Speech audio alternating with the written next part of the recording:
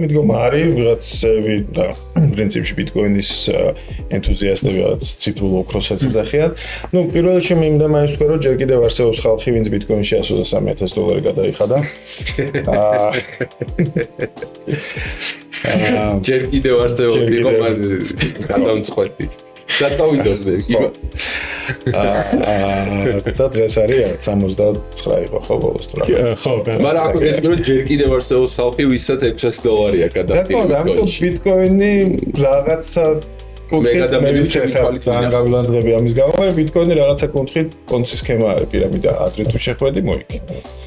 თუ ანუ ეგ ადრე როდისაა ეგ არის გადამწყვეტი თორე. ნუ აი ყველაზე დიდი სინანული რაც მე მაგ ჩემ წარსულთან და წარსულთან დაკავშირებით არის რომ რაღაც 2010-11 წლებში სპამი მოდიოდა იყიდეთ 1000 ბიტკოინი $100 და რა თქმა უნდა არ ვიყიდე და დროის მანქანა რომ მქონდეს რა თქმა უნდა ვიყიდე.